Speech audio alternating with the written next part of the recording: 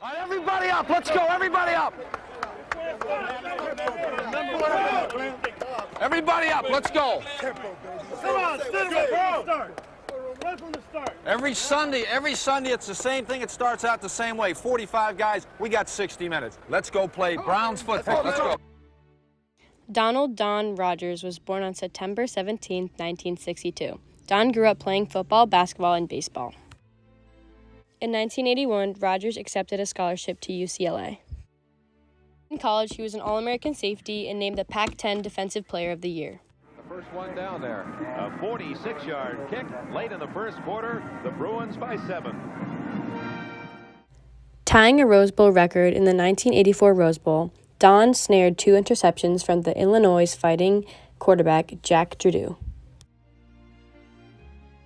Falling to the Cleveland Browns as the 18th pick of the first round 1984 draft, his life changed forever.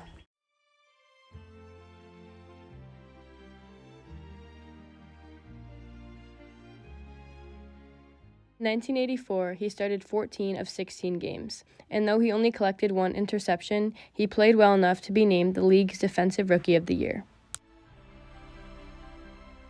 Game is so much a product of the thing that goes on inside of you and between your ears.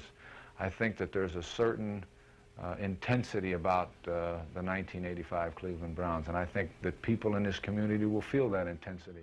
Rogers continued to prove his worth in 1985 as the team finished 8-8 and faced the Dolphins in the divisional round of the AFC playoffs. Banks a Pro Bowler. Johnson and Nicholas start on the inside. Nicholas in for the injured Tom Cousineau. Clay Matthews, an outside linebacker who's been a Pro Bowl player.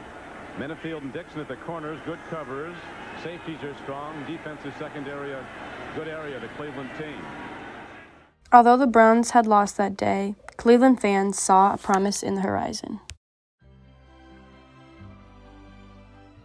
1986 would surely be the team's year to push deeper into the playoffs and perhaps make it to their first Super Bowl.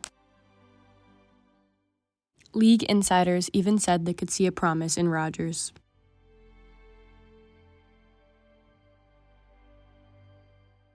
In his rookie season, he recorded 163 tackles, 1 interception, 3 fumble recoveries, and was widely recognized as one of the best young players in the league. In only 2 short years, he proved he belonged as a key member of the Dogs' defense. His presence in the secondary gave many quarterbacks pause before throwing his way.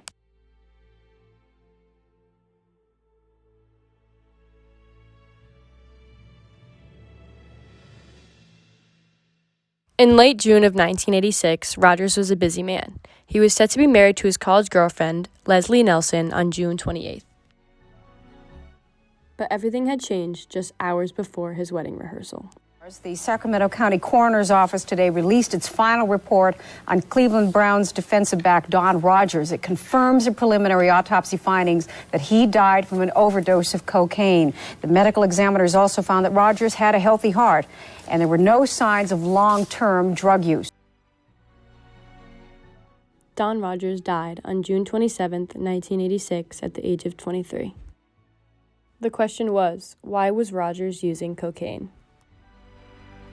But on the average, careers in the NFL last only 4.5 years. Injuries, age, and fierce competition take their toll. It was then proposed that Rogers use the drug to help him escape an inordinate amount of stress. Rogers' friends and agent believe that he may have used the drug that day as a way to temporarily cope with the stress of providing for his family. The investigation has not revealed any hard evidence which would lead to the identification of the individual or individuals who provided the cocaine to Mr. Rogers. Despite his short life, Rogers' impact on the game of football was significant. He was inducted into the UCLA Athletics Hall of Fame in 1997 and the Cleveland Browns Ring of Honor in 2014. In honor of his memory, the Cleveland Browns have established the Don Rogers Memorial Scholarship, which is awarded annually to a deserving high school student-athlete in Northeast Ohio. By sharing Don's story, we can encourage a greater awareness to struggles with mental health in sports. Known as a fierce competitor and a dedicated teammate, he will always be remembered as one of the greats of the game and a man who left a lasting impact on the football world.